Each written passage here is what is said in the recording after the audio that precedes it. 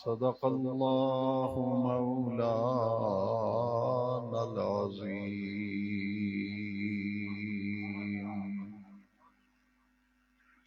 إن الله وملائكته يصلون على النبي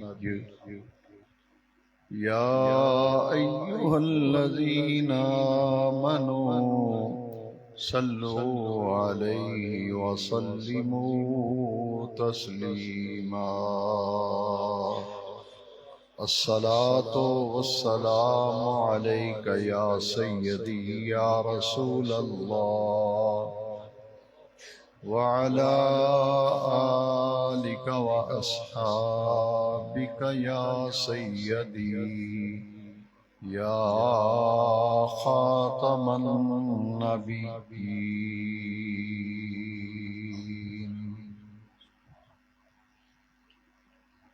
گرامی مرتبت مختوم و محترم جناب حاجی محمد یاسین اقبال صاحب زید مجدہ، میرے انتہائی محبت اور خلوص والے رفیق جناب الحاج شیخ محمد یاسر صاحب، علماء کرام، ائمہ مساجد، برادران دین و ملت، ہماری خوش نصیبی ہے، خوش بختی ہے کہ آج ہم درس قرآن و حدیث کی ماہانہ مبارک محفل میں جامع مسجد سبحانی محبوب سبحانی سانگلہ ہل میں حاضری کا شرف حاصل کر رہے ہیں.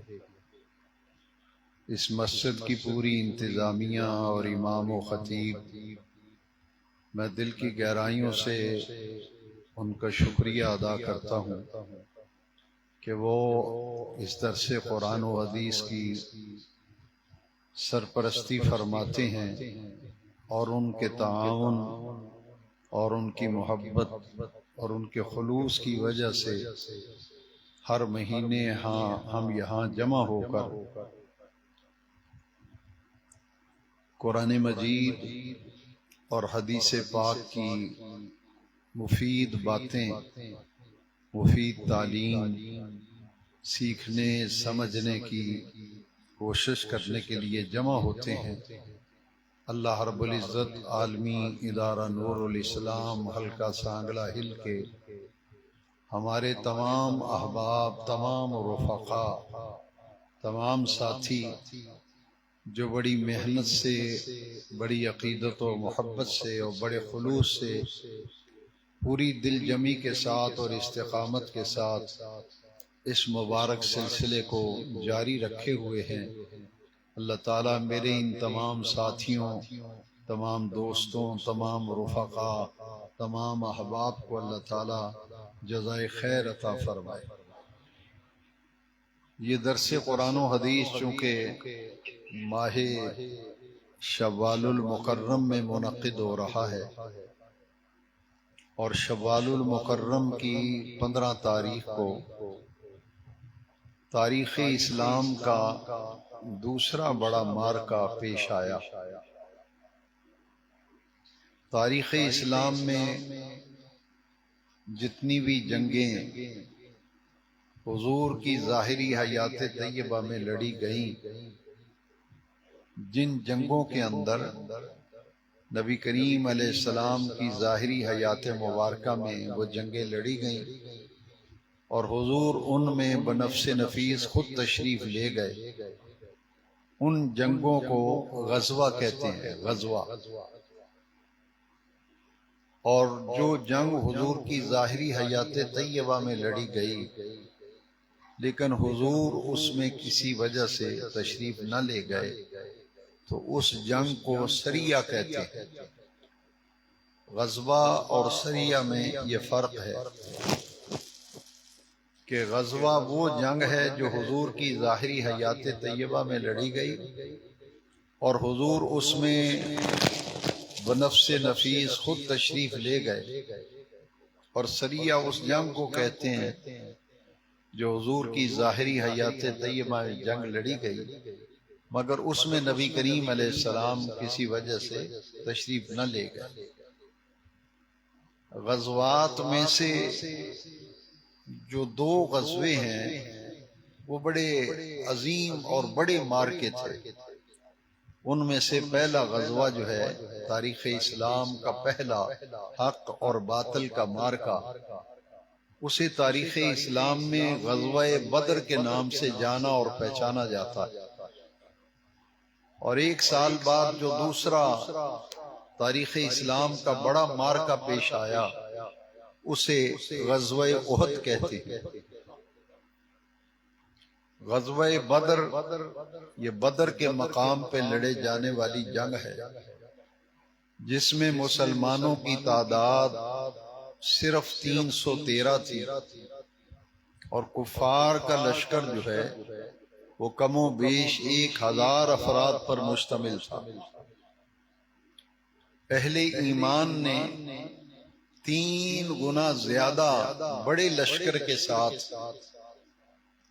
بدر کے میدان میں ایسی تاریخی داستان اور ایک ایسی تاریخ رقم کی جس تاریخ پر اور جس عظیم مارکے میں صحابہ کرام رضوان اللہ تعالی علیہم اجمعین کی قربانیوں پر قیامت تک اہل ایمان خراج تحسین پیش کرتے رہیں گے، اور اصحاب بدر کی یادیں ہمیشہ دلوں میں زندہ و جاوید رہیں گی۔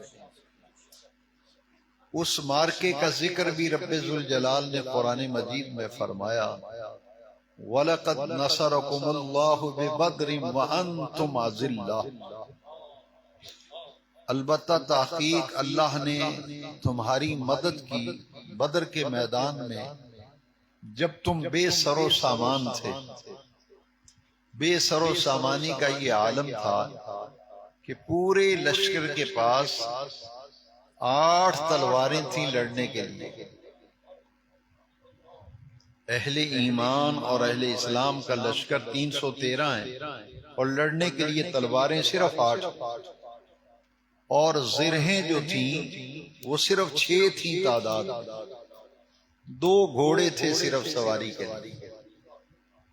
تو اللہ کریم نے اس بے سر و سامانی کا ذکر بھی قرآن مجید میں فرمایا، وَلَقَدْ نَصَرَكُمُ اللَّهُ بِبَدْرٍ وَأَنْتُمْ أَذِلَّةٌ، تم بے سر و سامان تھے، اللہ رب العزت نے اس وقت تمہاری بدر میں مدد کی، اور 3000 ملائکہ اہل ایمان کی مدد کے لیے بدر کے میدان میں اترے تھے۔ 3000 ملائکہ۔ پھر رب ذوالجلال نے ان کی تعداد بڑھا دی اور یہ تعداد 5000 ملائکہ تھا۔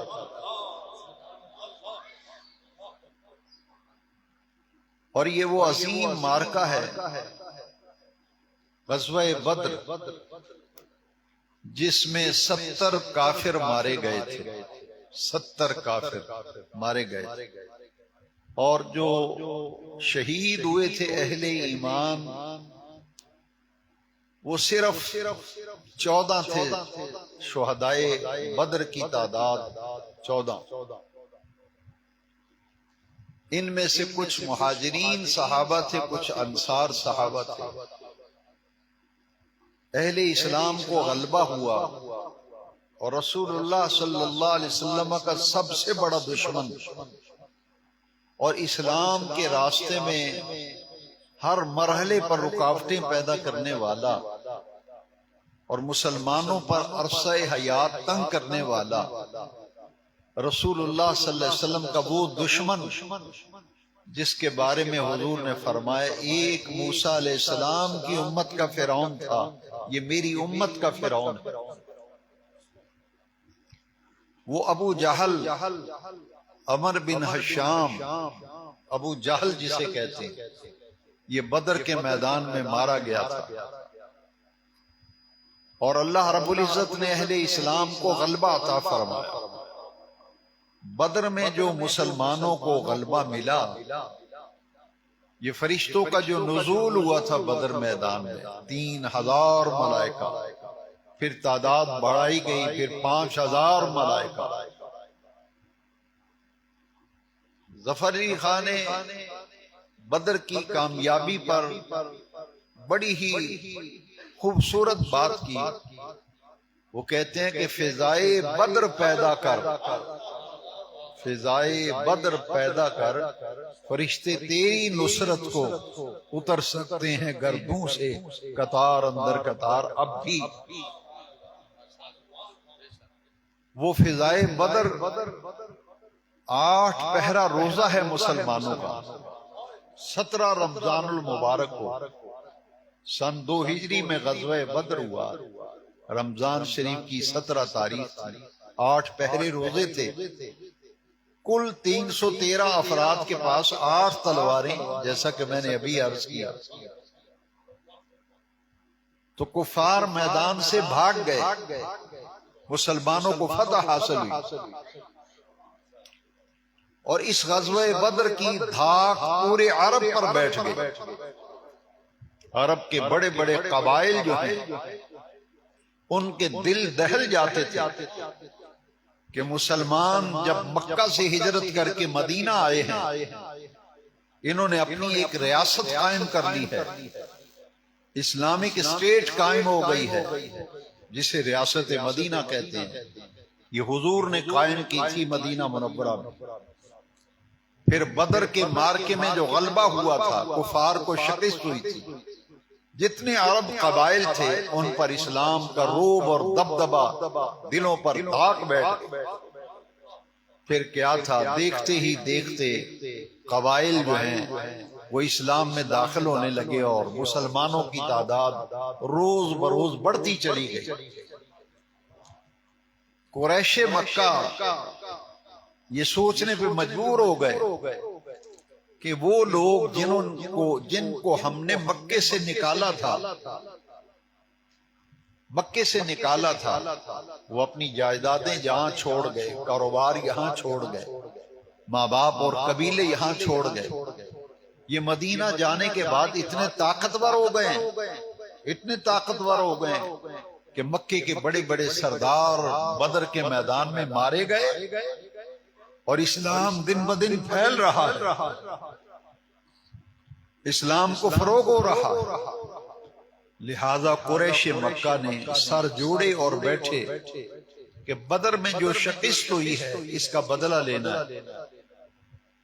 اس کا بدلہ لینے کے لیے قریش مکہ نے تیاری کی، اور انہوں نے مدینہ منورہ میں وہ لوگ جو مسجد نبی میں حضور کے ساتھ نمازیں پڑھتے تھے، بظاہر حضور کا کلمہ بھی پڑھتے تھے، لیکن وہ منافق تھے، منافق۔ قرآن مجید میں 28ویں پارے میں پوری ایک سورہ نازل کی گئی، جس سورت کا نام ہی سورہ منافقون۔ اس سورت کے اندر ان لوگوں کا ذکر ہے جو مدینہ منورہ میں رہتے تھے، حضور کے ساتھ نمازیں بھی پڑھتے تھے، حضور کا کلمہ بھی پڑھتے تھے، لیکن اندر سے حضور کے دشمن تھے وہ۔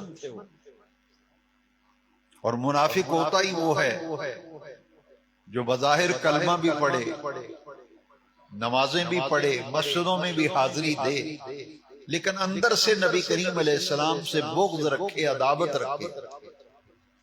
تو قریش مکہ نے ساز باز کی منافقوں سے، اور مل کر ایک ایسا منصوبہ تیار کیا کہ مدینہ منورہ پر حملہ کیا جائے، اور مسلمانوں سے بدر کے اندر جو ہمیں شکست ہوئی ہے اس کا بدلہ لیں۔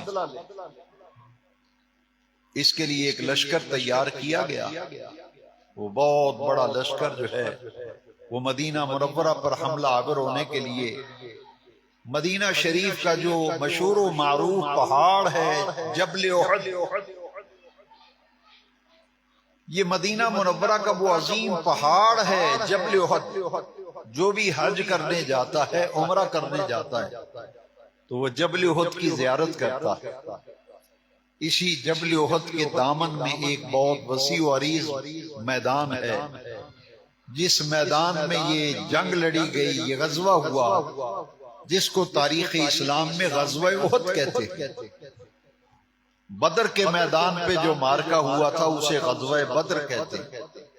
اس جگہ کا نام احد کہ جبل احد کے دامن میں یہ جنگ لڑی گئی، اس لیے اس غزوے کا نام غزوہ احد ہو گیا۔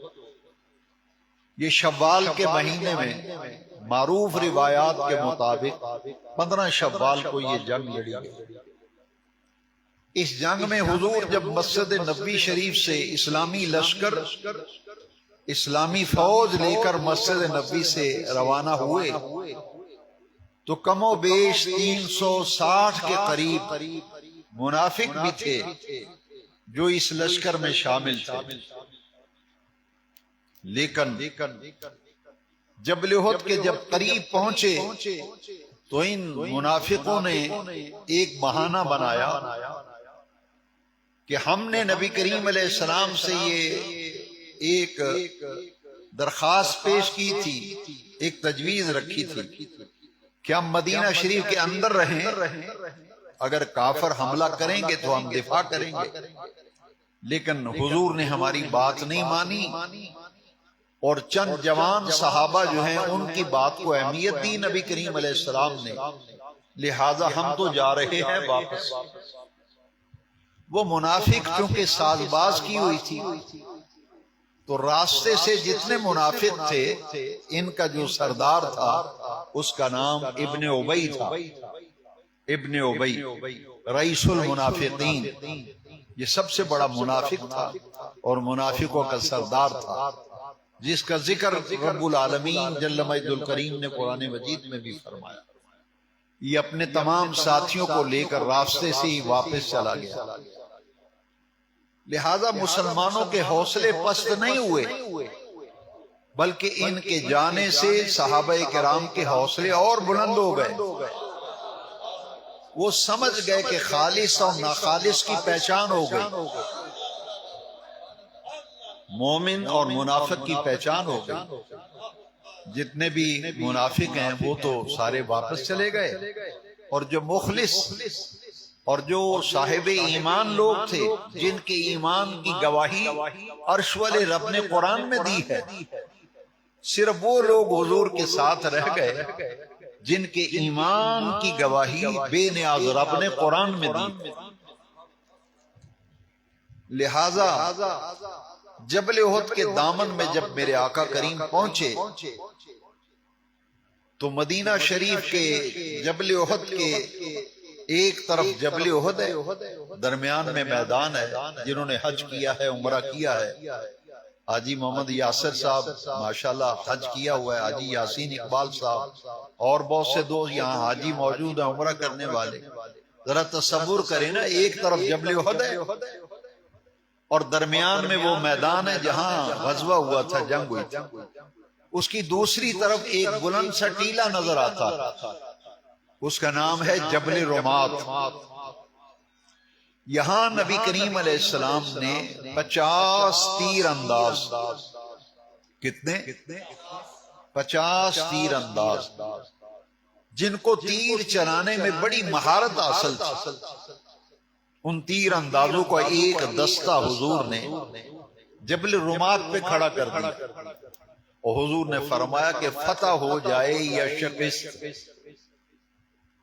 فتح ہو جائے یا شکست۔ یہ نقطہ بڑے غور سے سمجھنا، تم نے اس مقام کو چھوڑنا نہیں ہے، فتح ہو جائے تب بھی یہیں کھڑے رہنا ہے اور شکست ہو جائے تب بھی اسی جگہ پر کھڑے رہنا ہے، اس جگہ کو چھوڑنا نہیں جب تک کہ میری طرف سے تمہیں کوئی دوسری ہدایت نہ پہنچ جائے۔ اب وہ 50 تیر انداز، ان کا ایک دستہ، اس کی قیادت حضور کے ایک صحابی کے ہاتھ میں تھی۔ حضور نے فرمایا یہاں کھڑے ہو جاؤ، یہاں تک کہ اگر ہمارے جسموں کو پرندے بھی نوچیں۔ حضور نے فرمایا تم دیکھو کہ لشکر اسلام کو شکست ہوئی ہے، پرندے نوچ رہے ہیں، تو تم نے پھر بھی اس جبل رمات کو نہیں چھوڑنا، یہیں کھڑے رہنا ہے۔ اب جب جنگ شروع ہوئی، مارکا شروع ہوا، تو اللہ رب العزت نے اہل اسلام کو غزوہ احد میں ایسا غلبہ دیا، ایسا غلبہ دیا کہ کفار کے قدم اکھڑ گئے، اور کفار جو ہیں وہ ہتھیار پھینک کر، تلوار پھینک رہے ہیں، نیزے پھینک رہے ہیں، تیروں کے تھیلے پھینک رہے ہیں اور بھاگ رہے ہیں۔ مسلمانوں کے ہاتھ میدان آ گیا اور وہ شکست کھا کر کفار بھاگنے لگے۔ تو نبی کریم صلی اللہ علیہ وسلم نے کیا فرمایا تھا کہ شکست ہو یا فتح ہو، اس جگہ کو چھوڑنا نہیں۔ اب ہوا کیا، ان تیر اندازوں سے ایک لغزش ہو گئی، ایک ایسا صاحب ہو گیا جس کا خمیازہ پھر پورے لشکر اسلام کو بھگتنا پڑا۔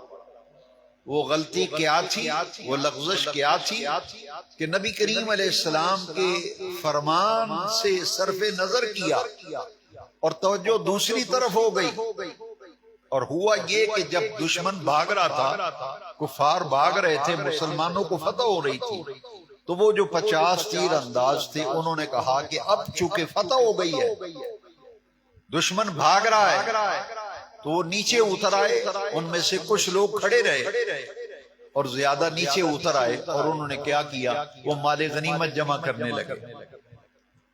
کفار جو سامان پھینک کے بھاگ رہے تھے، مال غنیمت جمع کرنے میں جب وہ لگ گئے، تو حضور نبی کریم صلی اللہ علیہ وسلم کے ایک حکم سے توجہ ہٹی تو سزا کتنی بڑی ملی، کتنی بڑی سزا ملی کہ کافروں کے لشکر میں اس وقت خالد بن ولید تھے جو ابھی مسلمان نہیں ہوئے تھے۔ یہ بڑے جنگجو تھے، ابھی مسلمان نہیں ہوئے تھے۔ انہوں نے دیکھا کہ مسلمان تو مال غنیمت جمع کرنے لگے ہیں۔ انہوں نے کیا کیا کہ ایک فوج کا دستہ تیار کر کے مسلمان مال غنیمت جمع کرتے ہوئے ایک طرف جا رہے ہیں، ان کی پشت سے پچھلی طرف سے، عقب سے ایک دستہ تیار کیا، ان کی صفوں کو درست کر کے ایسا زوردار حملہ کیا، ایسا زوردار حملہ کیا کہ مسلمان تو بے توجہی میں مال غنیمت جمع کر رہے تھے، جنگ کی طرف تو توجہ ہی نہ رہی تھی، اور حضور کے حکم کو پس پشت ڈالا تھا۔ اس کی سزا یہ ملی جس کا ذکر قرآن مجید میں بھی آیا، وہ سب مسلمانوں کے قدم اکھڑ گئے اور کوئی گرنے لگے اور کچھ بھاگنے لگے۔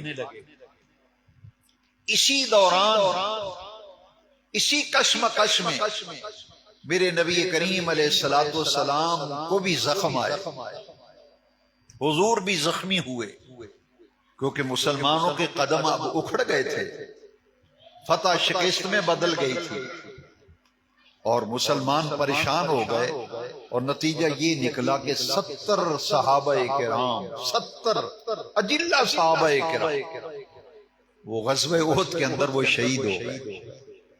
70 صحابہ کرام، شہدائے احد کی تعداد 70 جو شہید ہوئے۔ اور اسی دوران نبی کریم علیہ السلام زخمی ہوئے، اور آپ کے رخسار مبارک پر زخم لگا جس سے خون بہ رہا تھا۔ سیدنا علی المرتضی مولا کائنات اسد اللہ الغالب رضی اللہ عنہ، آپ نے دیکھا کہ حضور شدید زخمی ہیں اور آپ کے رخسار مبارک سے خون بھی بہ رہا ہے، اور نبی کریم علیہ السلام کے دندان مبارک بھی زخمی ہوئے اور ان سے خون بہ رہا تھا۔ سیدنا علی کرم اللہ تعالی وجہ الکریم نے فوراً حضور کو اپنے کندھوں پہ اٹھا لیا۔ وہ ایسی بھگدڑ مچی کہ صحابہ گر رہے ہیں، شہید ہو رہے ہیں، اور جان بچانا چونکہ فرض ہے، بہت سے صحابہ ادھر ادھر بکھر گئے، اور نبی کریم علیہ الصلوۃ والسلام کے ساتھ چند صحابہ رہ گئے۔ حضور زخمی تھے، سیدنا علی نے حضور کو کندھوں پہ اٹھایا اور ایک پہاڑی کے اوپر چڑھ گئے۔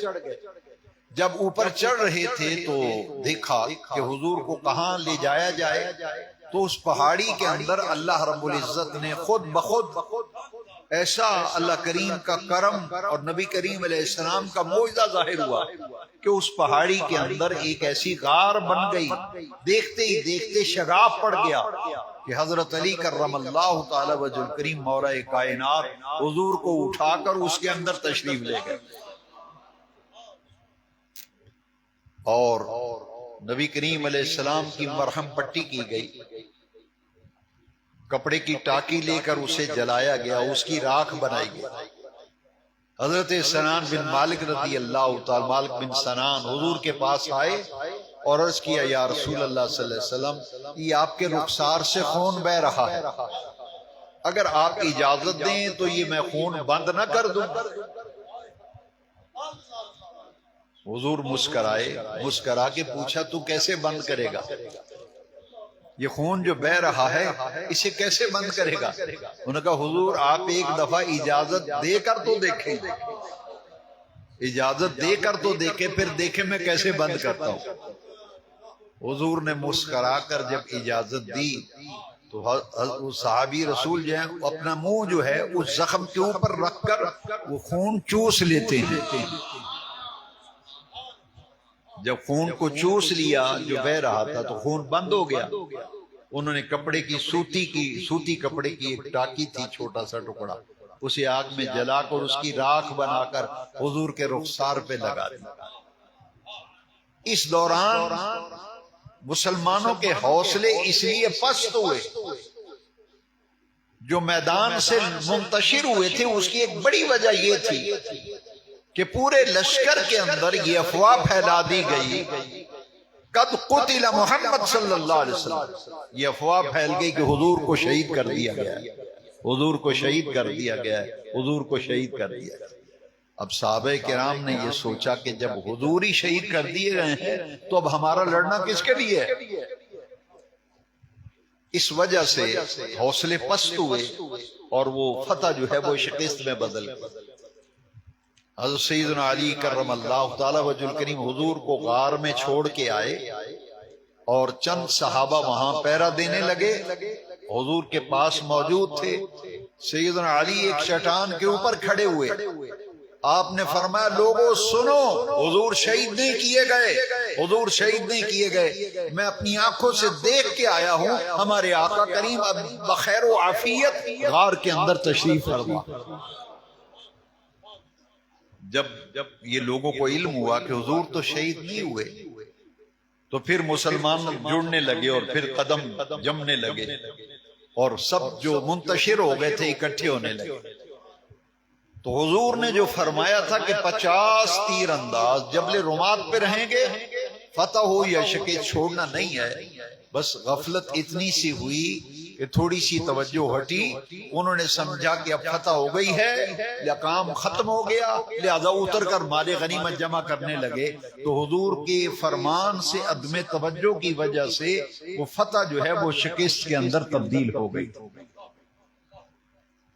اسی کشمکش میں اور اسی بگدڑ کے اندر جیسا کہ میں نے عرض کیا کہ حضور بھی زخمی ہوئے، نبی کریم علیہ السلام کے بہت پیارے چچا، بہت پیارے چچا، جو آپ نے اشتہارات پر موضوع دیکھا ہے نا، سید الشہداء سیدنا امیر حمزہ رضی اللہ تعالی، تاریخ اسلام کی یہ وہ مایہ ناز شخصیت ہیں کہ جہاں اس غزوے کا نام غزوہ احد ہے وہاں اس کا نام یوم حمزہ بھی ہے۔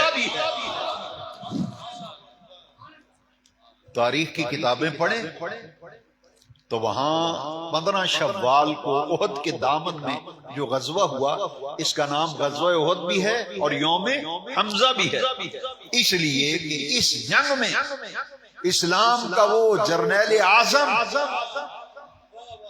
جن کو نبی کریم علیہ السلام نے خود اپنی زبان اقدس سے سید الشہداء کا لقب دیا، امیر حمزہ حضور کے سگے چچا، نبی کریم علیہ السلام کے سگے چچا حمزہ بن عبد المطلب، سگے چچا نبی کریم، اور جمعے کے خطبات میں پڑھا جاتا ہے ام رسول اللہ حمزہ بن عبد المطلب۔ عربی میں چچا کو عم کہتے ہیں، عین اور میم، میم کے اوپر شد، عین کے اوپر زبر اور میم کے نیچے زیر۔ ام رسول اللہ صلی اللہ علیہ وسلم، حضور کے پیارے چچا امیر حمزہ، اور ان کی لاش مبارک پر حضور نے کھڑے ہو کے کیا فرمایا تھا؟ فرمایا تھا سید الشہداء حمزہ، فرمایا میرا چچا حمزہ تمام شہیدوں کا سردار ہے۔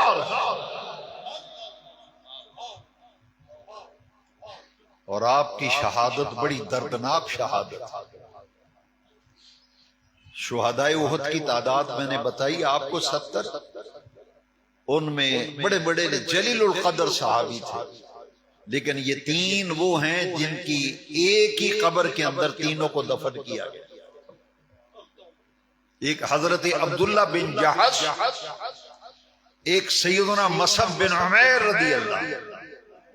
مصعب بن عمیر وہ جلیل القدر صحابی ہیں، وہ نوجوان تھے جب انہوں نے اسلام قبول کیا تھا، اور امیر کبیر گھرانے کا بچہ تھا، امیر ترین گھرانہ مکے کا، اور ان کے کپڑے پیرس سے آتے تھے، اتنا امیر تھا اس زمانے میں، ان کے کپڑے پیرس سے سل کے آتے تھے۔ امیر کبیر خاندان کا یہ نوجوان تھا، جب حضور کا کلمہ پڑھا، مکے شریف کے رہنے والے تھے، جب کلمہ پڑھا مسلمان ہوئے، پورے خاندان میں سے اکیلا نوجوان حضور کی غلامی میں آتا ہے، حضور کے ہاتھ پر بیعت کرتا ہے، کلمہ پڑھتا ہے، صحابیت کا مقام پاتا ہے۔ گھر والوں نے الف ننگا کر کے گھر سے نکال دیا۔ آپ کی شہادت بھی بڑی دردناک ہے، لیکن حضور نے ان کے بارے میں کیا فرمایا؟ فرمایا یہ میرا مصعب وہ صحابی ہے گھر والوں نے تن کے کپڑے بھی اتار لیے تھے۔ کلمہ پڑھا نا حضور کا، گھر سے نکالا، کہا جس محمد کا کلمہ پڑھتا ہے نا صلی اللہ، جس کا کلمہ پڑھتا ہے جا اسی سے کپڑے لے جا، قمیض بھی اتروا لی، شلوار بھی اتروا لی، پورا لباس اتروا لیا، کہا ہمارے کپڑے دے جا، نکل جا گھر سے، جا اسی کے پاس چلا جا جس کا کلمہ پڑھتا۔ الف ننگا کر کے گھر سے نکالا تھا۔ جب مدینہ پاک میں ہجرت مدینہ سے پہلے مسلمان ہونا شروع ہو گئے، ایک مسلمانوں کا وفد آیا تھا مدینہ پاک سے، حضور ہمیں کوئی مقری چاہیے، مقری کہتے ہیں پڑھانے والا، قاری کہتے ہیں پڑھنے والا، مقری پڑھانے والا، ہمیں ایک ایسا مقری چاہیے جو ہمیں قرآن پڑھائے، قرآن کی تعلیم۔ تو وہ لینے کے لیے معلم آئے تھے، مقری آئے تھے، تو حضور نے جس کی ڈیوٹی لگائی تھی وہ خوش نصیب نوجوان صحابی مصعب بن عمیر تھے، فرمایا جاؤ مدینہ شریف میں ان کو جا کے قرآن پڑھاؤ۔ حضور جب مدینہ شریف تشریف لائے تھے نا ہجرت کے بعد، حضور نے دیکھا کہ مصعب بن عمیر کے کپڑوں پر پیبند لگے ہوئے تھے، پیبند لگے ہوئے تھے۔ حضور کی آنکھوں میں آنسو آ گئے، فرمایا یہ میرا مصعب وہ ہے جو امیر کبیر گھرانے کا فرد تھا، گھر والوں نے کپڑے بھی اتار لیے تھے، الف ننگا کر کے نکالا تھا، اس لیے اللہ کے قرآن کی وہ خدمت کی ہے، میں اس کے جسم پر پیبند لگا ہوا لباس دیکھ رہا ہوں۔ میرے آقا کریم کے چشمان مبارک میں آنسو آ گئے۔ یہ وہ مصعب بن عمیر حضور کے وہ صحابی ہیں، یہ غزوہ احد میں شہید ہوئے۔ ان کے ہاتھ میں جھنڈا تھا، جب جھنڈا تھا نا، جب زخمی ہو گئے تو آپ نے پھر لشکر اسلام کا پرچم دونوں بازو میں تھام لیا تھا۔ جب شدید زخمی ہو گئے تو اپنی دانتوں سے جھنڈے کو سنبھالنے کی کوشش کرتے، اسی کشم و کش میں مصعب بن عمیر احد کے میدان میں شہید ہو گئے۔ عبداللہ بن جحش شہید ہوئے۔ حضور کے چچا امیر حمزہ یہ ایسی شخصیت تھے کہ یہ اسلام نہیں لائے تھے، ان کے اسلام لانے کا واقعہ بھی بڑا پیارا ہے۔ اپنے گھر میں کھانا کھا رہے ہیں، کلمہ نہیں پڑھا حضور کا، مسلمان نہیں ہے، عالم کفر میں ہے، گھر میں کھانا کھا رہے ہیں، سامنے کھانا پڑا ہے، حضور کے پیارے چچا امیر حمزہ کھانا کھا رہے ہیں۔ حضور سے انہیں پیار بہت تھا، اگرچہ کلمہ نہیں پڑا تھا، لیکن حضور بھتیجے تھے نا، رشتے کے اعتبار سے حضور سے بڑی محبت رکھتے تھے۔ یہ کھانا کھا رہے تھے، ایسے منہ میں لقمے ڈال رہے ہیں تو ایک آدمی آیا، اس نے دروازے پہ دستک دی۔ اس نے کہا حمزہ تم مزے سے کھانے کھا رہے، تجھے پتہ نہیں ابو جہل نے تیرے بھتیجے پہ حملہ کر دیا۔ تاریخ اسلام میں لکھا ہے کہ جو لقمہ ہاتھ میں پکڑا تھا نا، منہ میں ڈالنے لگے تھے، واپس وہیں رکھ دیا۔ وہ لقمہ وہیں رکھا، گھر سے نکلے، اتنا میری ابو جہل نے حضور پہ حملہ کیا ہے۔ گلیوں میں ڈھونڈتے پھرتے ہیں، پوچھتے ہیں کہاں ہے ابو جہل، کہاں ہے ابو جہل؟ پتہ چلا وہ تو فلاں جگہ بیٹھا ہے۔ جاتے ہی امیر حمزہ نے یہاں سے پکڑ کر تھپڑ لگائے اور زمین پہ لٹا کر خوب اچھی طرح سے پٹائی کی، اچھی طرح سے پٹائی۔ امیر حمزہ نے جو جملے بولے نا تاریخ کے صفحات پر، ابھی کلمہ نہیں پڑا، مسلمان نہیں ہوئے، پر بھتیجے تھے نا سرکار، کہتے ہیں او تو نے سمجھا کیا ہے، میرے بھتیجے کو تو نے لوارث سمجھا،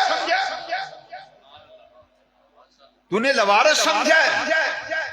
امیر حمزہ کا بڑا نام تھا مکے میں، ایسی قداور اور قد کاٹ والی شخصیت کہ جب امیر حمزہ کا نام آ جاتا تھا لوگ چپ ہو جاتے تھے، کہتے تھے نا بھائی نا، حمزہ کا نام آ گیا خاموش، دوسری بات اپنی ہوگی۔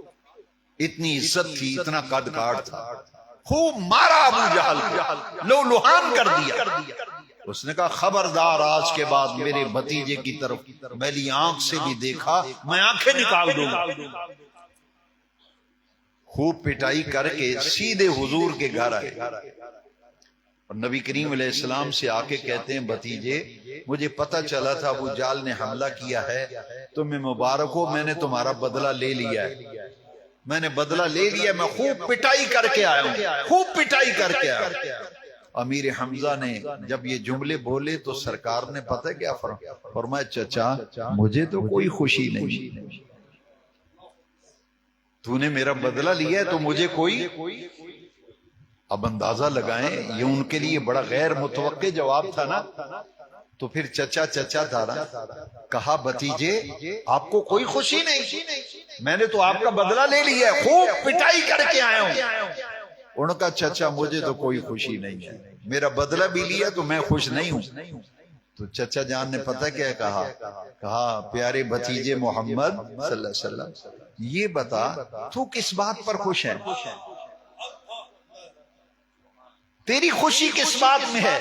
فرمایا چچا جس دن کلمہ پڑھ کے مسلمان ہو جائیں گے مجھے اس دن خوشی ہوگی، مجھے تو اس دن خوشی ہوگی جس دن آپ کلمہ پڑھ کے مسلمان ہو گے، میرے بدلے لیتے پھرے مجھے کوئی خوشی نہیں۔ لو جی امیر حمزہ کے اسلام لانے کا واقعہ، آپ مسکرائے، مسکرا کے اپنا ہاتھ بڑھایا، فرمایا بھتیجے محمد صلی اللہ علیہ وسلم دیر نہ کرو، جلدی کلمہ پڑھاؤ اور اپنی غلامی میں مجھے قبول کر لو۔ امیر حمزہ کے اسلام لانے کا واقعہ، اور رشتے میں سگے چچا، سگے چچا جب کلمہ پڑھانا تو گھر گھر میں تذکرے، دکانوں پر تذکرے، منڈی میں تذکرے، بازار میں تذکرے، او حضور کے چچا حمزہ نے کلمہ پڑھ لیا، کلمہ پڑھ لیا۔ بڑی بڑی پنچایتیں بیٹھی، انہوں نے کہا بھائی اب محمد کی بات کرنی ہے تو ذرا ہوش سے کرنا۔ اس کے چچا نے تو کلمہ پڑھ لیا، تو اب وہ حضور کا چچا بھی ہے، حضور کا غلام بھی ہے، امتی بھی ہے، حضور کا صحابی بھی ہے۔ پھر اتنا پیار، جو پیار تو پہلے ہی بہت زیادہ تھا، اس کے اندر کئی گنا اضافہ ہو گیا۔ ان کے اسلام لانے کا یہ فائدہ ہوا پورے مکے میں تہلکہ مچ گیا، دشمن لرزنے لگے، کانپنے لگے۔ انہوں نے کہا بھائی اب ہوش سے بات کرنا، تمہیں پتہ ہے پیغمبر اسلام کے چچا نے کلمہ پڑھ لیا۔ اور جس دن سے کلمہ پڑھا ہے اپنی شہادت تک نبی کریم علیہ السلام کا ایسا پہرا دیا، ایسا ساتھ دیا، تاریخ میں اس کی مثال نہیں ملتی۔ سمجھانے والے لوگوں نے سمجھایا جس طرح ماں اپنے بچے کا خیال رکھتی ہے نا، حمزہ سرکار کے چچا بھی ہیں، غلام بھی ہیں، صحابی بھی ہیں، انہوں نے رسول اللہ کا ایسے ساتھ دیا، دن کو دیکھا تو ساتھ، رات کو دیکھا تو ساتھ، جہاں دیکھا امیر حمزہ رسول اللہ کے قدم کے ساتھ قدم ملا کر شانے سے شانہ ملا کر چل رہے ہیں۔ آج اس کی برکت ہے، جمعے کے خطبات میں امیر حمزہ کا نام لیا جاتا ہے۔ میں نے عرض کیا کہ غزوہ احد کا ایک نام ہے یوم حمزہ، یوم حمزہ، یوم حمزہ۔ صوفیاء کرام نے لکھا ہے جو 15 شوال کو امیر حمزہ کی نیاز دیتا ہے، امیر حمزہ کا لنگر پکاتا ہے، سال بھر اس کی روزی میں برکت رہتی ہے، دین و دنیا کے معاملات میں نصرت و مدد و دستگیری ہوتی ہے، جو شوال کی 15 تاریخ کو حضور کے چچا کی نیاز دیتا ہے۔ غزوہ احد میں جتنی دردناک شہادت آپ کی ہوئی، ایک عورت تھی بڑی بدبخت، اس نے کہا جو حمزہ کو قتل کرے گا، اس نے گلے میں زیور پہنا ہوا تھا، زیورات، ہاتھوں میں کنگن تھے، سونے کی انگوٹھیاں۔ بدبخت عورت کہتی ہے، کیا کہتی ہے؟ کہتی ہے کہ جو حمزہ کو قتل کرے گا یہ زیور اس کا، یہ گلے والا زیور اس کا، یہ انگوٹھیاں اس کی۔ وحشی نامی بدبخت غزوہ احد میں اس نے کہا کہ اگر میں حمزہ کو قتل کروں تو کیا یہ سارا مال مجھے ملے گا؟ اس نے کہا وعدہ ہو گیا، تو حمزہ کو قتل کر، یہ سارے زیورات تیرے ہیں۔ وحشی جو تھا چھوٹا نیزہ چلانے میں بڑی مہارت رکھتا تھا۔ امیر حمزہ رضی اللہ تعالیٰ نے جب اس پورے لشکر میں حضور امیر حمزہ رضی اللہ عنہ کا قاتل وحشی خود کہتا ہے کہ مجھے تو جنگ سے کوئی سروکار نہیں تھا، مجھے جنگ سے کوئی غرض نہیں تھی، میں تو وہ مال حاصل کرنا چاہتا تھا، اور میرا ٹارگٹ صرف حمزہ تھا، میرا ٹارگٹ صرف حمزہ تھا، میرا ٹارگٹ صرف حمزہ تھا، مجھے کسی اور سے کوئی غرض نہیں، اس لیے پوری جنگ میں میں اس طاق میں تھا کہ جب مجھے موقع ملے تو میں نے حمزہ کو قتل کر دیا۔ جب بھگدڑ مچی اور بہت سے گرنے لگے، صحابہ کرام، اہل ایمان، لشکر اسلام کے لوگ گرنے لگے، امیر حمزہ رضی اللہ تعالیٰ جب گرے نا، ایک چٹان تھی اس کے ساتھ جب گرنے لگے تو واشی نے دیکھ لیا، وہ چھپا ہوا تھا اور امیر حمزہ کو ٹارگٹ بنا رہا تھا، نشانہ لے رہا تھا کہ جیسے ہی میرے نشانے پہ آئیں میں تیر چلا دوں گا، نیزے چلا دوں گا۔ اس کو نیزہ چلانے میں بڑی مہارت تھی، 14 نیزے ایک وقت میں اس نے چلائے، جو سیدنا امیر حمزہ رضی اللہ عنہ کی ناف کے نیچے وہ نیزے لگے اور جسم کی دوسری طرف سے نکل گئے۔ اتنا کاری زخم آیا امیر حمزہ رضی اللہ عنہ کہ آپ جب گرے پھر اٹھ نہیں سکے، خون اتنا بہ گیا، ناف کے نیچے نیزے لگے اور دوسری طرف سے نکل گئے، پوچھ شدید حملہ تھا۔ جب آپ جام شہادت نوش کر گئے نا، شہید ہو گئے، تو ظالموں نے کیا کیا؟ ایسی دردناک شہادت، مجھے کعبے کے رب کی قسم ہے، پوری تاریخ اسلام پڑھ لو، ایک شہادت کربلا ایسی شہادت تاریخ میں کہیں نظر نہیں آتی، ایک شہادت امیر حمزہ۔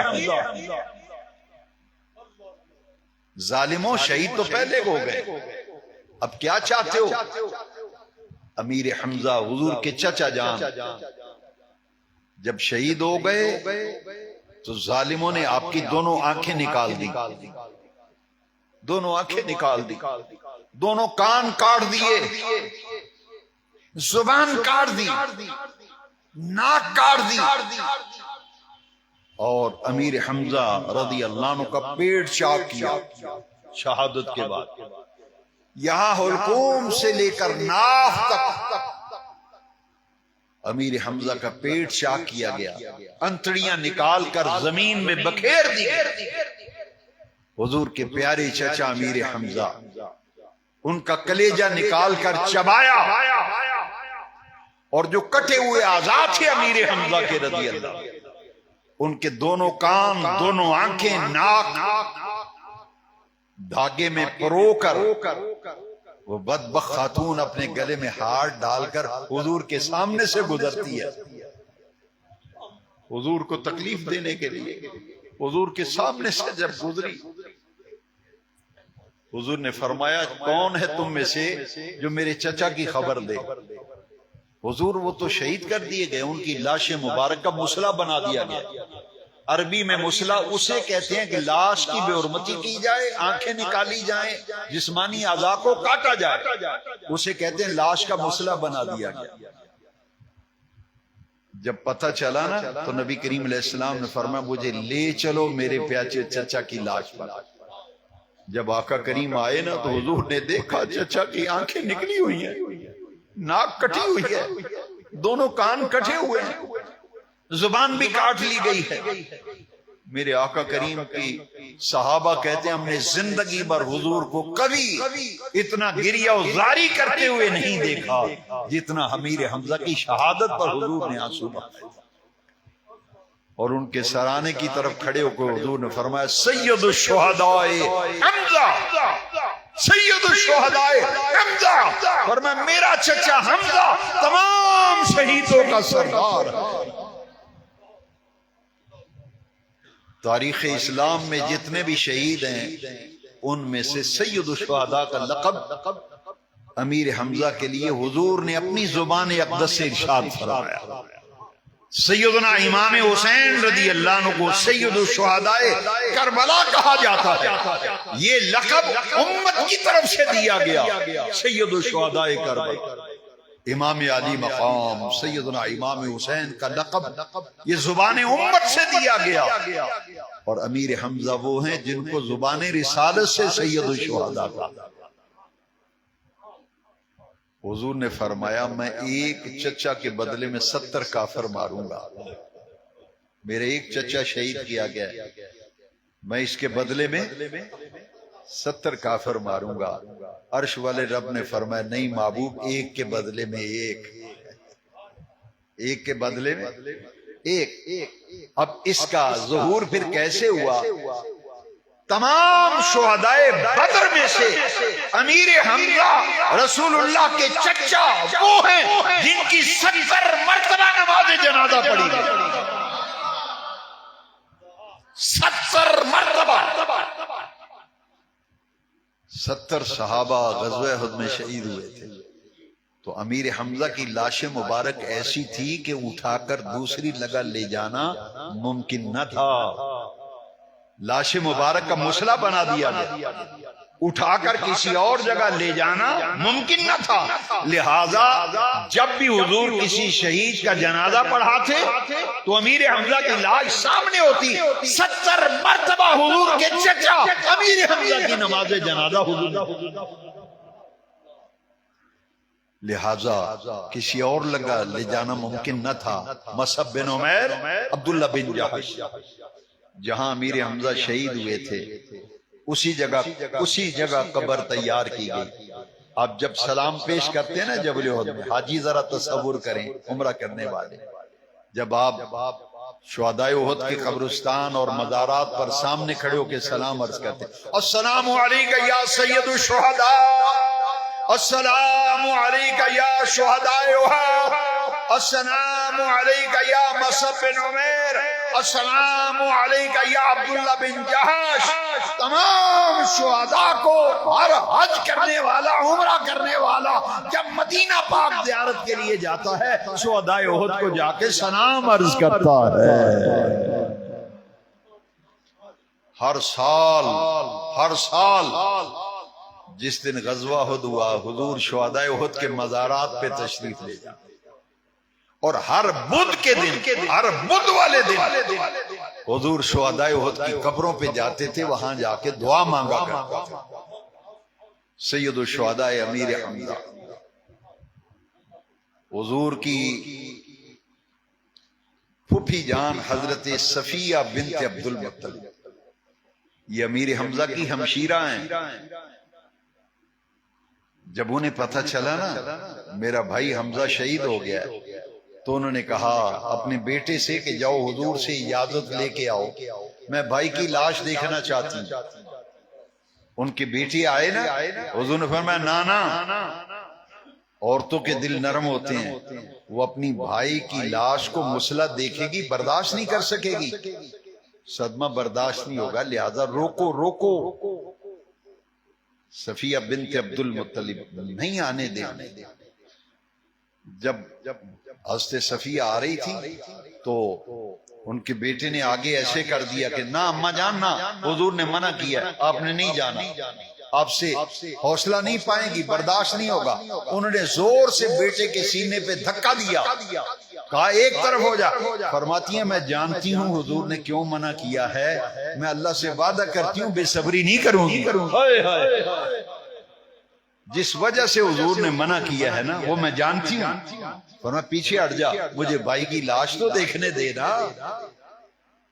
پھر حضرت صفیہ آئی نا لاش پر، اللہ اکبر، دیکھا امیر حمزہ کی لاش کو، آنکھیں نکلی ہوئی ہیں، ناک کٹی ہوئی ہے، دونوں کان کاٹے ہوئے ہیں، زبان کاٹی ہوئی ہے، سینہ چاک کیا، کلیجہ چبا کر نیچے پھینک دیا، انتڑیاں زمین پہ بکھری ہوئی ہیں۔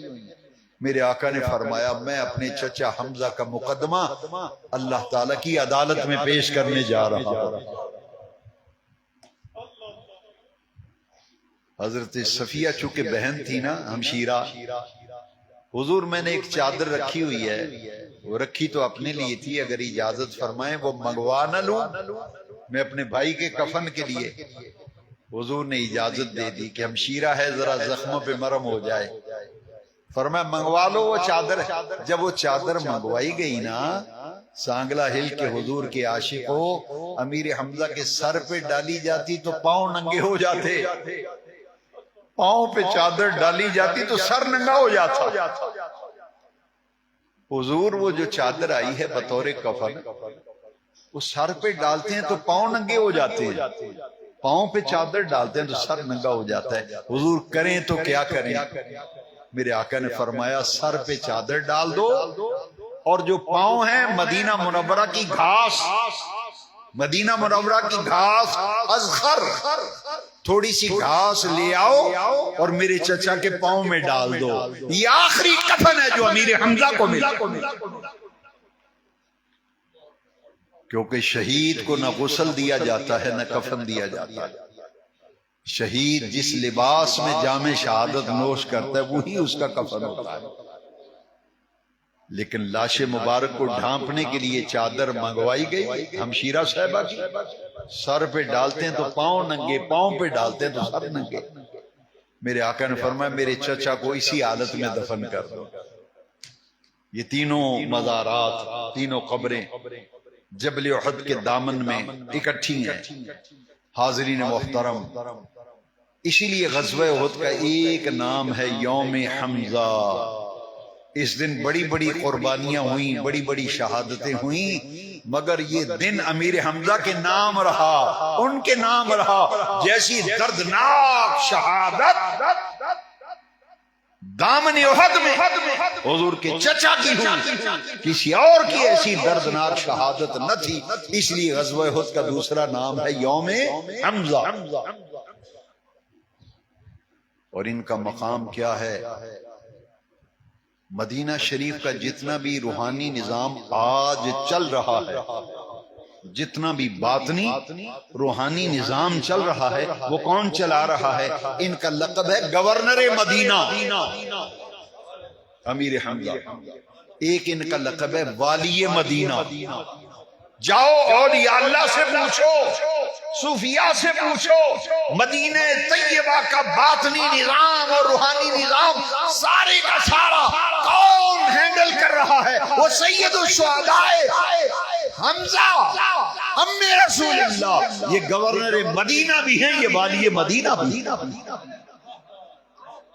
اور اہل اللہ کہتے ہیں جب بھی مدینہ شریف جاؤ امیر حمزہ کی حاضری ضرور دیا کرو، اور امیر حمزہ کے مزار شریف پہ جا کے کہا کرو میری یہ درخواست نبی پاک سے منظور کرا دیجیے، میری یہ درخواست حضور سے منظور کرا دیجیے، اور حضور کے روضہ اطہر پہ جب جائیں سلام عرض کریں، دعا مانگیں تو کہیں یا رسول اللہ آپ کے چچا امیر حمزہ کا واسطہ پیش کرتا ہوں، میرے لیے یہ دعا فرما دیں، مجھ پر یہ نگاہ لطف و کرم فرما دیں۔